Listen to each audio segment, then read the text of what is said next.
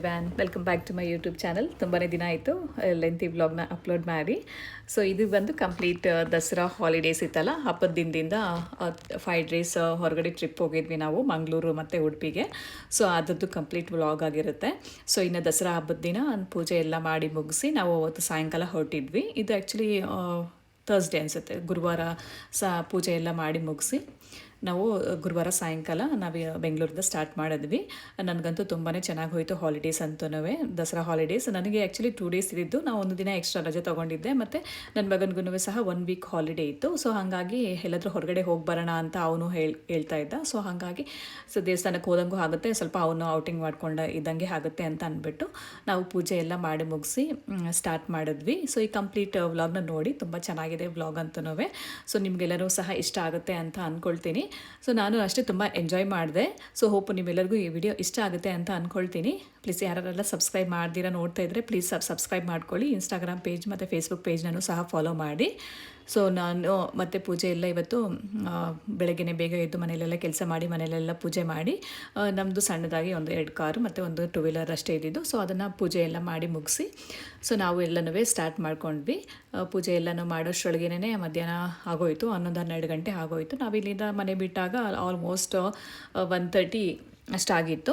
ಇನ್ನು ಪೂಜೆ ಅಂತ ಸಿಂಪಲ್ಲಾಗಿ ನಾವು ಮನೆಯಲ್ಲಿ ಮಾಡ್ತೀವಿ ಯಾವಾಗ್ಲೂ ಅಷ್ಟೇ, ದಸರಾ ಹಬ್ಬದ ದಿನವೇ. ಇನ್ನು ಅಮ್ಮ ಮನೆಯಲ್ಲೆಲ್ಲ ಅವರು ದೀಪಾವಳಿ ಹಬ್ಬದ ದಿನವೇ ಮಾಡೋದು. ಆಯುಧ ಪೂಜೆನೂ ಸಹ ವೆಹಿಕಲ್ಸ್ಗೆಲ್ಲನೂ ಸಹ ಅವತ್ತೇ ಮಾಡ್ತಾರೆ.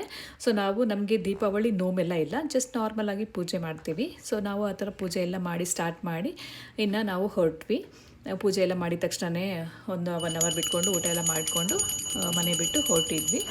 ತುಂಬ ಚೆನ್ನಾಗಿತ್ತು ಟ್ರಿಪ್ ಅಂತೂ. ನಾವು ಅಂದ್ಕೊಂಡಿದ್ದು 2 ದಿವಸಕ್ಕೆ ಹೋಗ್ಬಿಟ್ಟು ಸೊ 1 ದಿನ ಹಾಲಿಡೇ ಸ್ಪೆಂಡ್ ಮಾಡಿಬಿಟ್ಟು ಬಂದುಬಿಡೋಣ ಅಂತ ಅಂದ್ಕೊಂಡ್ವಿ. ಆದರೆ ಕಂಪ್ಲೀಟಾಗಿ 4 ಡೇಸೇ ಆಗೋಯಿತು. ಸೊ ಆ್ಯಕ್ಚುಲಿ ನಾವು Thursday, Friday, Saturday, Sunday evening ವಾಪಸ್ ಬಂದಿದ್ದು ನಾವು.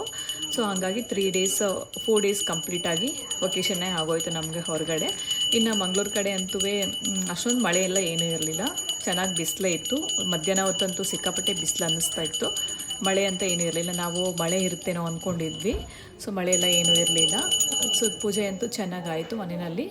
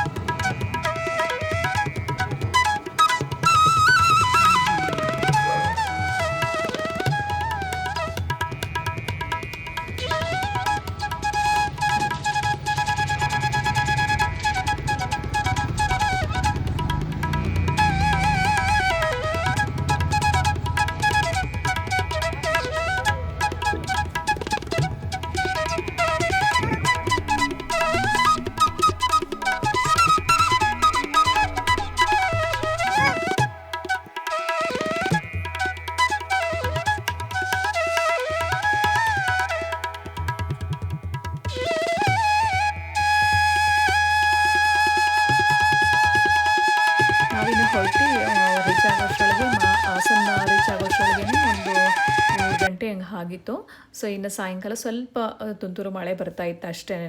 ಸೊ ಇನ್ನು ಮಲೆನಾಡು ಕಡೆ ನಮ್ಮ ಕರ್ನಾಟಕದಲ್ಲಿ ಅಂತಂದ್ರು ವೆದರ್ ಅಂತೂ ಹೇಳೋಕ್ಕೆ ಎಷ್ಟು ಚೆನ್ನಾಗಿರುತ್ತೆ ಅಂದರೆ ಅಷ್ಟು ಚೆನ್ನಾಗಿರುತ್ತೆ, ಮತ್ತು ನೇಚರು ಅಷ್ಟೇ. ಸೊ ನನಗಂತೂ ಸಿಕ್ಕಾಪಟ್ಟೆ ಇಷ್ಟ. ಸೊ ನಾನು ಕಾಯ್ತಾ ಇರ್ತೀನಿ ಯಾವಾಗ ನಾವು ಈ ಥರ ಮಂಗಳೂರು ಕಡೆ ಹೋಗ್ತೀವಿ ಅಂತ ಅಂದ್ಬಿಟ್ಟು. ಸೊ ತುಂಬಾ ಎಂಜಾಯ್ ಮಾಡ್ತೀವಿ ನಾವು ಆ ಕಡೆ ಹೋದಾಗ. ತುಂಬಾ ಇಷ್ಟ ಆಗುತ್ತೆ ನೇಚರು, ಮಳೆ, ಅಲ್ಲಿ ಆ ಥರ ಕಣ್ಣಿಗೆ ಒಂದು ಸ್ವಲ್ಪ ಏನೋ ಒಂಥರ ಹಬ್ಬ ಥರ ಅನಿಸುತ್ತೆ. ನಾವಿನ್ನು ಡೈರೆಕ್ಟಾಗಿ ದುರ್ಗಾ ಪರಮೇಶ್ವರಿ ದೇವಸ್ಥಾನ ಕಟೀಲ್ಗೆ ಹೋದ್ವಿ. ನಾವು ಅಲ್ಲಿ ಹೋಗಿ ರೀಚ್ ಆಗೋಷ್ಟರೊಳಗೆ 12 ಗಂಟೆ ಅಷ್ಟಾಗಿತ್ತು. ಸೊ ನಾವು ಇನ್ನು ಮಧ್ಯದಲ್ಲಿ ಊಟ ಎಲ್ಲ ಮಾಡಿಕೊಂಡು ಟೈಮ್ ಸ್ಪೆಂಡ್ ಮಾಡ್ಕೊಂಡು ಹೋಗೋಷ್ಟರೊಳಗೆ ಲೇಟೇ ಆಗೋಯಿತು. ಮತ್ತು ಅಲ್ಲಿ ದೇವಸ್ಥಾನ ಹತ್ರನೇ ರೂಮ್ ಮಾಡೋಣ ಅಂತ ಹೋದ್ವಿ. ರೂಮ್ ಫುಲ್ ಆಗೋಗ್ಬಿಟ್ಟಿತ್ತು. ಅದೃಷ್ಟ ಏನಂತಂದರೆ ನಾವು ದೇವಸ್ಥಾನದಲ್ಲೇ ಮಲ್ಕೊಳ್ಳೋಕ್ಕೆ ಅವಕಾಶ ಸಿಕ್ತು. ಸೊ ನಾವು ದೇವಸ್ಥಾನದಲ್ಲೇ ಮಲಗಿದ್ವಿ. ಸೊ ಇನ್ನು ಬೆಳಗ್ಗೆ ಎದ್ದು ನಂದಿನಿ ನದಿ ಬರೋ ಅಂತ ಹರಿತಾ ಇತ್ತು. ಸೌಂಡ್ ಅಂತೂ ಈ ದೇವಸ್ಥಾನದ ಹತ್ರ ನಿಂತ್ಕೊಂಡಿದ್ರೆ ಅಷ್ಟು ಜೋರಾಗಿ ಕೇಳಿಸ್ತಾ ಇರ್ತದೆ, ಅಷ್ಟು ಜೋರಾಗಿ ಕೇಳಿಸ್ತಾ ಇತ್ತು. ನೀರು ಅಷ್ಟೊಂದು ಜಾಸ್ತಿ ಎಲ್ಲ ಏನಿರಲಿಲ್ಲ, ಮಳೆ ಕಡಿಮೆ ಇತ್ತಲ್ವ. ಸೊ ಹಾಗಾಗಿ ಸೊ ನೇಚರ್ ಅಂತೂ ತುಂಬ ಚೆನ್ನಾಗಿತ್ತು. ಇನ್ನು ಬೆಳಗ್ಗೆ ನಾವು ಎಲ್ಲ ಇದ್ದು ರೆಡಿಯಾಗಿ ದೇವ್ರ ದರ್ಶನಕ್ಕೆ ಅಂತ ಹೊರಟ್ವಿ. ಸೊ ದೇವ್ರ ದರ್ಶನ ಅಂತೂ ತುಂಬಾ ಚೆನ್ನಾಗಿ ಆಯಿತು. ಸೊ ಬೆಳಗ್ಗೆ 5 ಗಂಟೆಗೇ ಪೂಜೆ, ಫಸ್ಟ್ ಪೂಜೆ 5 ಗಂಟೆಗೆ ಸ್ಟಾರ್ಟ್ ಆಗುತ್ತೆ. ಸೊ ನಾವು ಪೂಜೆ ಎಲ್ಲ ಮಾಡಿಸ್ಕೊಂಡು ಪೂಜೆ ದರ್ಶನ ಎಲ್ಲ ಮಾಡಿಕೊಂಡು ಹೊರಗಡೆ ಬಂದ್ವಿ. ಸೊ ಇನ್ನು ಒಳಗಡೆ ಎಲ್ಲ ದೇವಸ್ಥಾನಗಳಲ್ಲಿ, ಯಾವುದೇ ದೇವಸ್ಥಾನಗಳಲ್ಲಿ ವಿಡಿಯೋಗ್ರಫಿ ಫೋಟೋಗ್ರಫಿ ಎಲ್ಲ ಅಲೋ ಇಲ್ಲ ಅಲ್ವಾ. ಸೊ ಹೊರಗಡೆ ಬಂದು ಎಲ್ಲ ಫೋಟೋಸ್ ತೊಗೊಂಡ್ವಿ. ಇನ್ನು ನಮ್ಮಮ್ಮ, ನಮ್ಮ ಅತ್ತೆ ಮತ್ತು ಒಬ್ಬರು ಆಂಟಿ ಮತ್ತು ನಮ್ಮ ಮನೆ ಫ್ರೆಂಡ್ಸು ಮತ್ತು ಇಷ್ಟು ಜನ ಹೋಗಿದ್ವಿ ನಾವು. ಸೊ ಎಲ್ಲರೂ ಸಹ ಒಂದಷ್ಟು ಫೋಟೋಸ್ ಎಲ್ಲ ತೊಗೊಂಡು ತುಂಬ ಚೆನ್ನಾಗಿತ್ತು. ದೇವ್ರ ದರ್ಶನ ಅಂತೂ ತುಂಬ ಚೆನ್ನಾಗಾಯಿತು. ನಾನು ಇದೇ ಫಸ್ಟ್ ಟೈಮ್ ಕಟೀಲು ದುರ್ಗಾ ಪರಮೇಶ್ವರಿ ದೇವಸ್ಥಾನಕ್ಕೆ ಹೋಗಿರೋದು. ಹೋಗಬೇಕಾದ್ರೆ ಎಲ್ಲ ಹೋಗೋಣ ಅಂದ್ಕೊಳ್ತಾ ಇದ್ವಿ, ಆದರೆ ಆಗ್ತಾನೇ ಇರಲಿಲ್ಲ. ಯಾವುದಕ್ಕೂ ಕಾಲ ಕೂಡಿ ಬರಬೇಕು ಅಂತಾರಲ್ವ. ಸೊ ಹಾಗಾಗಿ ದೇವಿ ದರ್ಶನ ಅಂತೂ ತುಂಬ ಚೆನ್ನಾಗಾಯಿತು. ಆ ನದಿ ಮೇಲೆ ದೇವಸ್ಥಾನ ಮತ್ತು ಆ ಕಡೆ ಪ್ರಕೃತಿ ಎಲ್ಲನೂ ತುಂಬಾ ಸಖತ್ತಾಗಿತ್ತು. ಸೊ ಒಂದು ಸ್ವಲ್ಪ ಶುಕ್ರವಾರ ಬೆಳಗ್ಗೆ ಅಲ್ವಾ ದರ್ಶನ ಆಗಿದ್ದು, ನಮಗೆ ತುಂಬಾ ಬ್ಲೆಸ್ಡ್ ಅಂತಲೇ ಅನ್ನಿಸಿತ್ತು.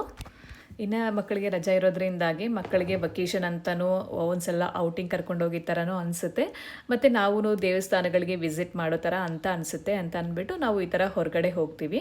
ಸೊ ನಾವು ಪ್ರತಿ ಸರಿನೂ ಹೊರಗಡೆ ಹೋದಾಗ ಈ ಥರನೇ ಪ್ಲ್ಯಾನ್ ಮಾಡ್ಕೊಳ್ತೀವಿ. ಮಕ್ಕಳು ಸಹ ಎಂಜಾಯ್ ಮಾಡಬೇಕು, ನಾವು ಸಹ ದೇವಸ್ಥಾನಕ್ಕೆ ಎಲ್ಲಾದರೂ ಹೋಗಿ ಬರೋದಕ್ಕೂ ಚೆನ್ನಾಗಿರಬೇಕು, ಆ ಥರನೇ ಪ್ಲ್ಯಾನ್ ಮಾಡ್ಕೊಳ್ತೀವಿ. ಹಾಗಾಗಿ ಇಬ್ರಿಗೂ ಸಹ ಸೊ ಚೆನ್ನಾಗಿರುತ್ತೆ. ಸೊ ನಾವು ಅಲ್ಲಿ ಕರ್ಕೊಂಡೋಗಿಲ್ಲ, ಇಲ್ಲಿ ಕರ್ಕೊಂಡೋಗಿಲ್ಲ ಅನ್ನೋ ಥರ ಇರಲ್ಲ.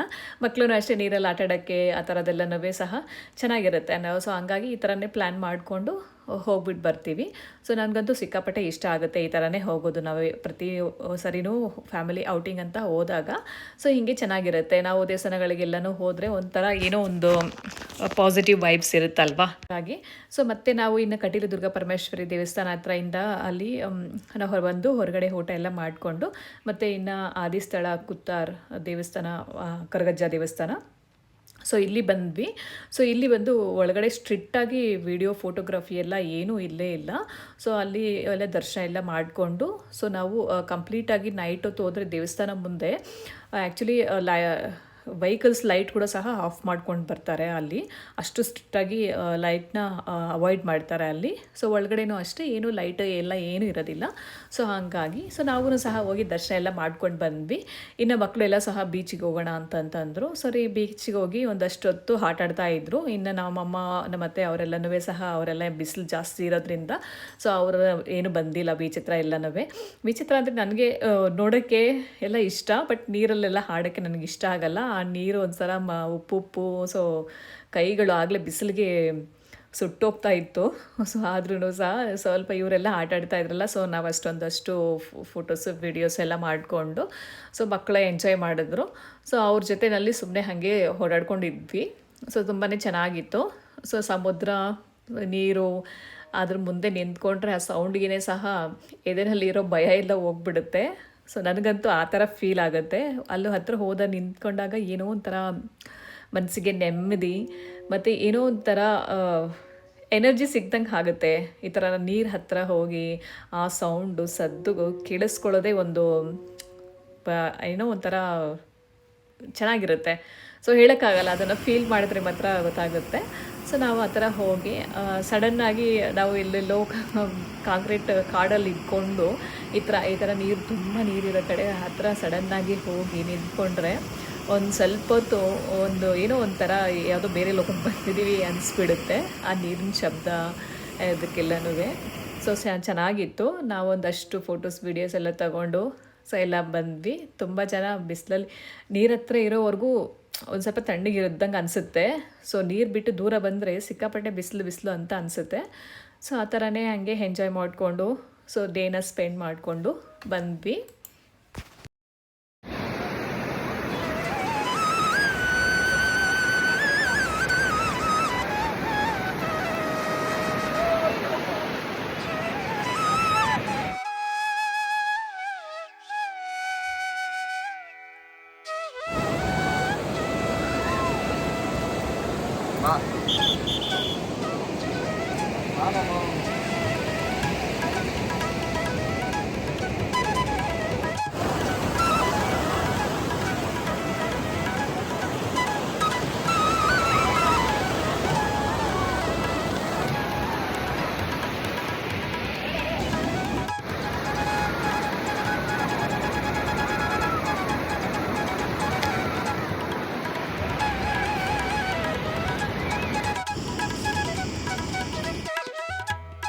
ಇನ್ನು ಅಲ್ಲಿಂದ ಬಂದು ಒಂದಷ್ಟು ಶಾಪಿಂಗ್ ಅಂತ ಎಲ್ಲ ಚೆಕ್ ಮಾಡಿದ್ವಿ. ಬಟ್ ಸಿಕ್ಕಾಪಟ್ಟೆ ಕಾಸ್ಟ್ಲಿ ಇತ್ತು. ಏನೇ ಪರ್ಚೇಸ್ ಮಾಡೋಕ್ಕೆ ಹೋದ್ರೂ ತುಂಬಾ ಕಾಸ್ಟ್ಲಿ ಅಂತ ಅನ್ನಿಸ್ತಾ ಇತ್ತು. ಸೊ ಯಾಕೆಂದರೆ ಅವ್ರಿಗೆ ಈ ಥರ ಟೂರಿಸ್ಟ್ ಬರೋರು ಸೇಲ್ ಮಾಡೋದೇ ಅವ್ರಿಗೆ ಲಾಭ ಅಲ್ವಾ.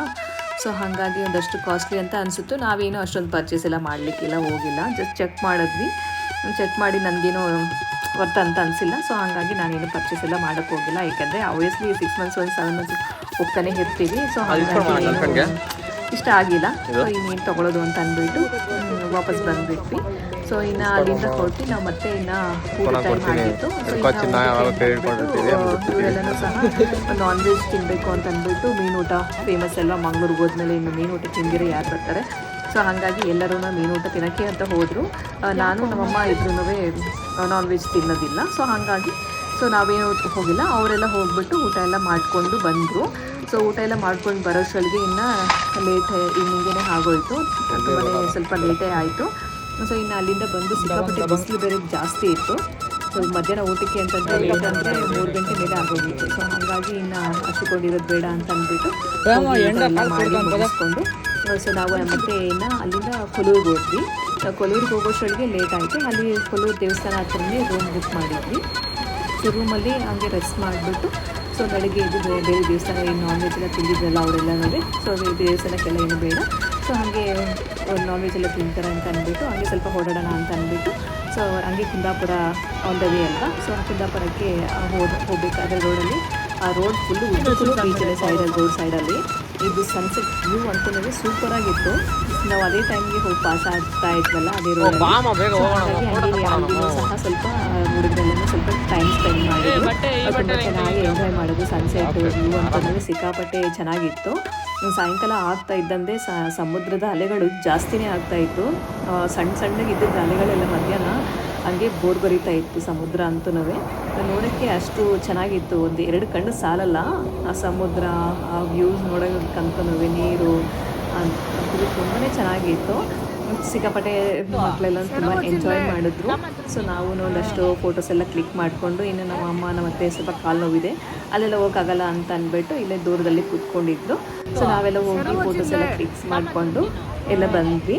ತುಂಬ ಚೆನ್ನಾಗಿತ್ತು. ಇನ್ನು ಅಲ್ಲಿಂದ ಹೋಗಿ ನಾವು ಮತ್ತೆ ಇನ್ನು ಕೊಲೂರು ಬೀಚ್ ಹಾಕಿ ರೆಸ್ಟ್ ಮಾಡಿ ಬೆಳಗ್ಗೆ ಎದ್ದು ಸ್ನಾನ ಮಾಡೋಣ ಅಂತ ಅಂದ್ಬಿಟ್ಟು ಹೋದ್ವಿ. ಇದು ಬಂದು ಸೌಪರ್ಣಿಕಾ ನದಿ. ಸೊ ನನಗಂತೂ ಈ ಸರಿ ಒಂದೇ ಸರಿ ಹೋದಾಗ 3 ನದಿಗಳಲ್ಲಿ ಸ್ನಾನ ಮಾಡೋ ಅವಕಾಶ ಸಿಕ್ತು. ಸೊ ಸೌಪರ್ಣಿಕಾ ನದಿನಲ್ಲೂ ಸಹ ಸ್ನಾನ ಮಾಡಿದ್ವಿ. ನೀರಂತೂ ಎಷ್ಟು ಕ್ಲಿಯರ್ ಇತ್ತಂದರೆ ಅಷ್ಟು ಚೆನ್ನಾಗಿತ್ತು ನೀರು. ನಮ್ಮ ಮಲೆನಾಡು ಕಡೆ ಹೋದ್ರೇ ಹಾಗೆ ಅಲ್ವಾ ನೇಚರು. ನೀರಂತೂ ಎಷ್ಟು ಕ್ಲಿಯರ್ ಆಗಿತ್ತು ಅಂತಂದರೆ ನೀರು ಅಷ್ಟು ಕ್ಲಿಯರ್ ಆಗಿತ್ತು. ಸೊ ನಾವು ಎಲ್ಲೆಲ್ಲ ಸ್ನಾನ ಎಲ್ಲ ಮಾಡಿ ಸೊ ನಾವು ಎಲ್ಲನೂ ರೆಡಿಯಾಗಿ ದೇವಸ್ಥಾನಕ್ಕೆ ಹೋಗೋಣ ಅಂತ ಹೋದ್ವಿ.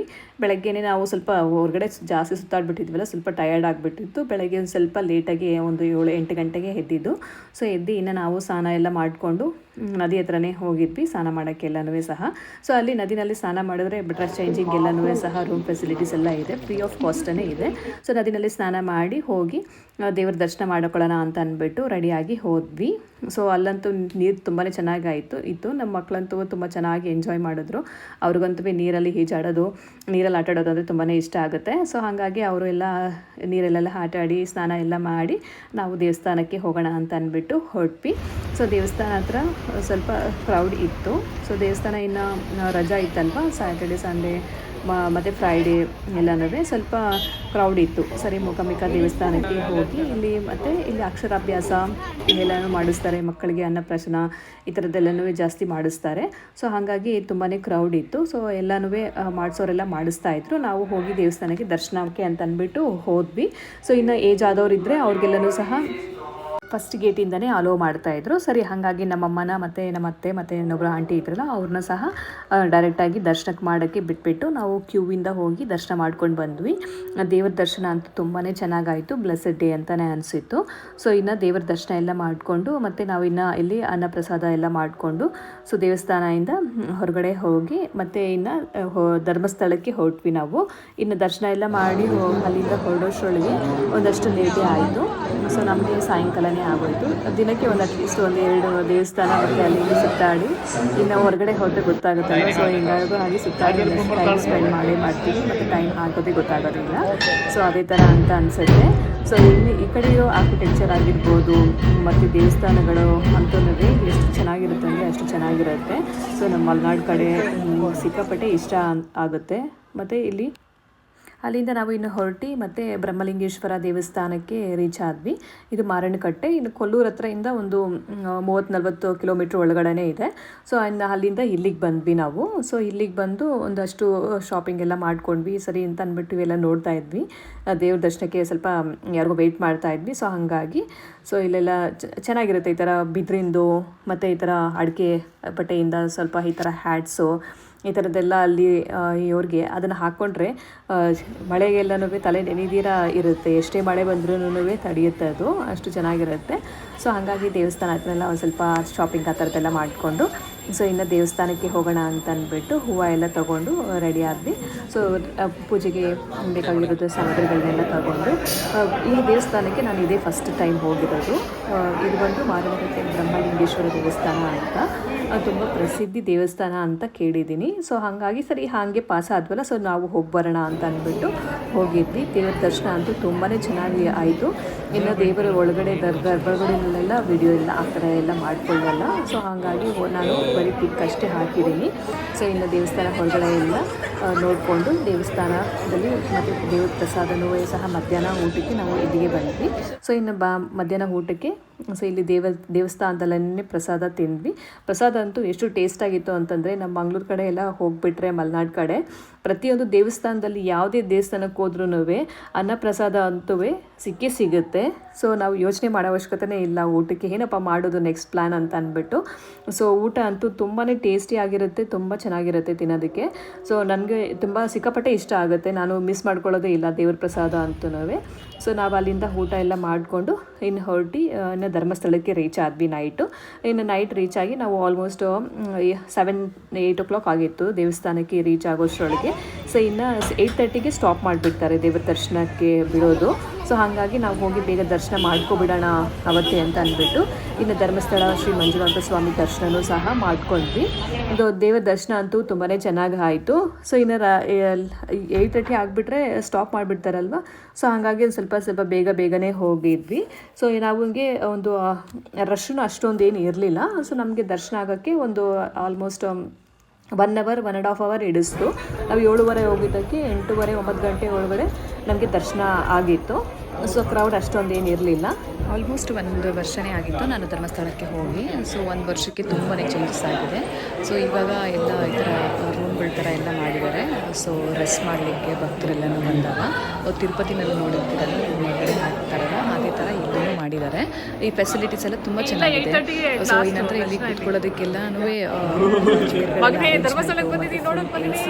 ಆ ಥರ ಎಲ್ಲ ಮಾಡಿದ್ದಾರೆ. ತುಂಬಾ ಚೆನ್ನಾಗಿ ಮಾಡಿದ್ದಾರೆ ಫೆಸಿಲಿಟೀಸ್ ಎಲ್ಲನೂ. ತುಂಬಾ ಇಷ್ಟ ಆಯಿತು. ಸೊ ನಾವು ಒಂದು ಅರ್ಧ ಗಂಟೆ ರೂಮಲ್ಲಿ ಸೊ ಮಿನಿಟ್ಸಲ್ಲಿ ನಮಗೆ ದರ್ಶನ ಕೂಡ ಆಯಿತು. ಸೊ ಇನ್ನು ಧರ್ಮಸ್ಥಳಕ್ಕೆ ಹೋದ್ಮೇಲೆ ಅನ್ನಪ್ರಸಾದ ಮಿಸ್ ಮಾಡೋಕ್ಕಾಗತ್ತಾ. ಸೊ ಅನ್ನಪ್ರಸಾದನೂ ತಿಂದ್ವಿ. ಸೊ ದೇವಸ್ಥಾನದಲ್ಲಿ ಊಟನ ರುಚಿನೇ ಬೇರೆ. ಅವರು ಮಾಡಿರೋ ಸಾರು ಮತ್ತು ತಿಳಿಯಾಗೇ ಇರುತ್ತೆ, ಬಟ್ ಆದರೂ ಟೇಸ್ಟ್ ಮಾತ್ರ ಸೊ ಅದ್ಭುತ. ಎಲ್ಲೋದ್ರೂ ಆ ಥರ ಊಟ ಸಿಗೋಕ್ಕೆ ಸಾಧ್ಯನೇ ಇಲ್ಲ. ದೇವಸ್ಥಾನಗಳಲ್ಲಿ ಸಿಗುವಂಥ ಪ್ರಸಾದ ಊಟ. ಸೊ ನಾವು ಮಿಸ್ ಮಾಡ್ತೀರಾ ಪ್ರಸಾದನ ಮಾಡಿಕೊಂಡು ಹೊರಗಡೆ ಬಂದು ಬರೋಷ್ಟರೊಳಗೇ 10-10:30 ಆಗೋಗಿತ್ತು. ಸೊ ನಾವು ಅಲ್ಲಿಂದ ಮತ್ತೆ ಹೊರಟು ಕುಕ್ಕೆಗೆ ಹೋದ್ವಿ. ನಾವು ಕುಕ್ಕೆನಲ್ಲೂ ಸಹ ಅಲ್ಲಿ ದೇವಸ್ಥಾನದಲ್ಲೇ ಮಲ್ಕೊಂಡು ಸೊ ಮತ್ತೆ ನಾವು ಆಮೇಲೆ ದೇವ್ರ ದರ್ಶನ ಮಾಡಿಕೊಂಡು ಬರೋ ಥರ ಪ್ಲ್ಯಾನ್ ಮಾಡ್ಕೊಂಡಿದ್ವಿ. ಇನ್ನು ಕುಕ್ಕೆಗೆ ಹೋದ್ಮೇಲೆ ಎಲ್ಲೂ ಹೋಗಬಾರ್ದಲ್ವ ಬೇರೆ ದೇವಸ್ಥಾನಕ್ಕೆ. ಸೊ ಹಾಗಾಗಿ ಇನ್ನು ಅಲ್ಲೇ ಧರ್ಮಸ್ಥಳದ ಹತ್ರನೇ ಸೊ ಇಲ್ಲಿ ಯಕ್ಷಗಾನ ಮಾಡ್ತಾಯಿದ್ರು. ನಮ್ಮ ಅತ್ತೆ ಮತ್ತು ನಮ್ಮ ಆಂಟಿ ಅವರೆಲ್ಲನೂ ಸ್ವಲ್ಪ ಕೂತ್ಕೊಂಡು ನೋಡ್ತಾಯಿದ್ರು. ಸೊ ಇನ್ನು ಟೈಮ್ ಆಗುತ್ತೆ, ನಾವೀಗ ಇಲ್ಲಿಂದ ಕುಕ್ಕೆಗೆ ಹೋಗಬೇಕಾಗಿತ್ತು. ಸೊ ಸೊ ಹಾಗಾಗಿ ಕುಕ್ಕೆನಲ್ಲಿ ರೆಸ್ಟ್ ಮಾಡಿ ಬೆಳಗ್ಗೆ ಎದ್ದು ರೆಡಿ ಎಲ್ಲ ಆಗಿ ಕುಕ್ಕೆನಲ್ಲೂ ಸಹ ಕುಮಾರಧಾರ ನದಿನಲ್ಲಿ ಸ್ನಾನ ಮಾಡಿದ್ವಿ. ನದಿನಲ್ಲಿ ತುಂಬಾ ಜಾಸ್ತಿ ಫ್ಲೋ ಇತ್ತು ಅಂತ ಅಂದ್ಬಿಟ್ಟು ಹೊರಗಡೆನೇ ಅರೇಂಜ್ ಮಾಡಿದ್ರು ಸ್ನಾನ ಮಾಡೋದಕ್ಕೆ. ಸೊ ಮತ್ತು ಅಲ್ಲಿ ಸ್ನಾನ ಮಾಡಿಕೊಂಡು ದೇವರ ದರ್ಶನ ಅಂತೂ ತುಂಬ ಚೆನ್ನಾಗಾಯಿತು. ಸೊ ಬೆಳಗ್ಗೆನೇ ಆಗಿರೋದ್ರಿಂದ ಕ್ರೌಡು ಸ್ವಲ್ಪ ಇತ್ತು. ಸೊ ನಾವು ದರ್ಶನ ಎಲ್ಲ ಮಾಡಿಕೊಂಡು ಇಲ್ಲೂ ಸಹ ಅನ್ನಪ್ರಸಾದನ ಮಿಸ್ ಮಾಡಿಲ್ಲ. ಸೊ ಇಲ್ಲೂ ಸಹ ಅನ್ನಪ್ರಸಾದ ಮಧ್ಯಾಹ್ನ ಊಟ ಮಾಡಿಕೊಂಡು ಬಂದ್ವಿ. ಇಲ್ಲ ಅನ್ನಪ್ರಸಾದ ಬಂದು 11ವರೆಗೆಲ್ಲನೂ ಸ್ಟಾರ್ಟ್ ಆಗಿತ್ತು. ನಾವು ತಿಂಡಿನೂ ಸಹ ಏನು ತಿಂದಿರ ದೇವಸ್ಥಾನ ದರ್ಶನಕ್ಕೆ ಅಂತ ಹೋಗಿದ್ವಿ. ಸೊ ಇನ್ನು ಹೋಗಿ ಅಲ್ಲಿ ಊಟ ಎಲ್ಲ ಮಾಡಿಕೊಂಡು ಸೊ ನಾವು ಅಲ್ಲಿಂದ ಸೀದಾ ಮನೆಗೆ ಬಂದ್ವಿ. ಸೊ ಮನೆಗೆ ಬರೋಷ್ಟರೊಳಗೇನೆ ತುಂಬ ಲೇಟ್ ಈವ್ನಿಂಗ್ ಆಗಿತ್ತು. ಸೊ ನಾವು ಅಲ್ಲಲ್ಲಿ ನಿಲ್ಲಿಸ್ಕೊಂಡು ರೆಸ್ಟ್ ಮಾಡಿಕೊಂಡು ಬರೋಷ್ಟರೊಳಗೆ ಲೇಟ್ ಆಗಿತ್ತು. ಸೊ ಹಾಗಾಗಿ ರೀಚ್ ಆಗೋಷ್ಟರೊಳಗೆ ತುಂಬಾ ಲೇಟ್ ಆಯಿತು. ಸೊ ದೇವ್ರ ದರ್ಶನ ಅಂತೂ ತುಂಬಾ ಚೆನ್ನಾಗಾಯಿತು. ನಮಗಂತೂ ತುಂಬಾ ಎಂಜಾಯ್ ಮಾಡಿದ್ವಿ ಈ ಸರಿ ದಸರಾ ಹಾಲಿಡೇಸ್ ಅಂತೂ. ಮಕ್ಳ ಹೆಸರು ಹೇಳ್ಕೊಂಡು ನಾವು ಒಂದಷ್ಟು ದೇವಸ್ಥಾನಗಳನ್ನೆಲ್ಲ ಸುತ್ತಾಡಿಕೊಂಡು ದೇವ್ರ ದರ್ಶನ ಮಾಡಿಕೊಂಡು ಬೀಚಲ್ಲಿ ಹೊರಗಡೆನೂ ಸ್ವಲ್ಪ ಎಂಜಾಯ್ ಮಾಡಿಕೊಂಡು ಬಂದ್ವಿ.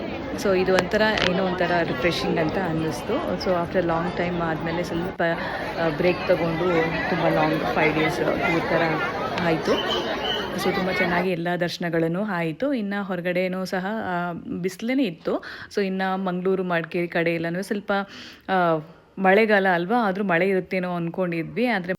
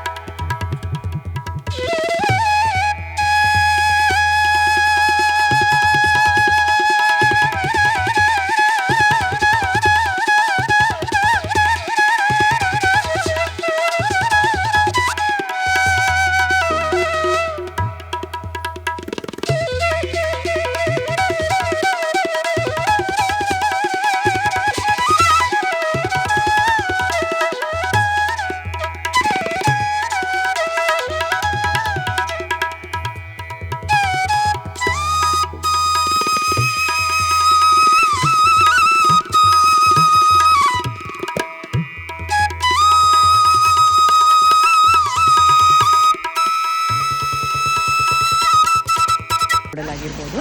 ಸೊ ನಾವು ಆ ಥರನೇ ಸ್ವಲ್ಪ ನೀರ ಹತ್ರ ಎಲ್ಲ ನಿಲ್ಲಿಸ್ಕೊಂಡು ಸ್ವಲ್ಪ ನೀರಲ್ಲೆಲ್ಲ ಆಟಾಡಿಕೊಂಡು ಟೈಮ್ ಇತ್ತಲ್ವ. ಸೊ ಹಾಗಾಗಿ ಸ್ವಲ್ಪ ಹಂಗೆ ಟೈಮ್ ಸ್ಪೆಂಡ್ ಮಾಡಿಕೊಂಡು ಬಂದ್ವಿ. ಅದು ತುಂಬಾ ಚೆನ್ನಾಗಿ ಇತ್ತು. ನೀರುಗಳನ್ನ ನೋಡೋದಕ್ಕೆ, ಪ್ರಕೃತಿನ ನೋಡೋದಕ್ಕೆ ಅಂತೇಳಿ 2 ಕಣ್ಣು ಸಾಲದು. ಸೊ ನಾವು ಈ ಥರ ಚೆನ್ನಾಗಿ ಎಂಜಾಯ್ ಮಾಡ್ತೀವಿ ಹೊರಗಡೆ ಹೋದರೆ. ಇದು ಫೋಟೋ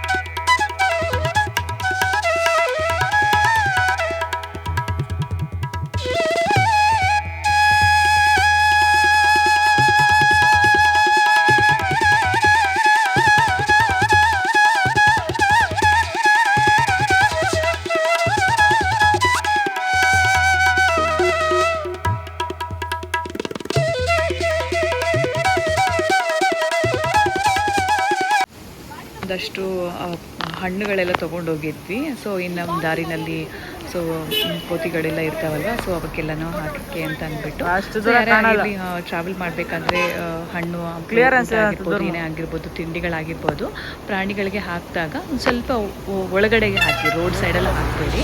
ಸ್ವಲ್ಪ ಒಳಗಡೆ ಹಾಕಿದ್ರೆ ಏನಾಗುತ್ತೆ ಅಂತಂದರೆ ಅವು ಬಂದು ರೋಡ್ಗೆಲ್ಲ ವೆಹಿಕಲ್ಸ್ಗೆಲ್ಲ ಅಡ್ಡ ಸಿಗೋದಿಲ್ಲ. ಯಾಕಂದರೆ ವೆಹಿಕಲ್ಸ್ ಎಲ್ಲನೂ ತುಂಬ ಜೋರಾಗಿ ಹೋಗ್ತಾ ಇರ್ತವೆ ಘಾಟ್ ಸೆಕ್ಷನಲ್ಲೆಲ್ಲನೂ, ಗಾಡಿ ಕಂಟ್ರೋಲ್ ಮಾಡೋಕ್ಕೂ ಕಷ್ಟ ಆಗುತ್ತೆ.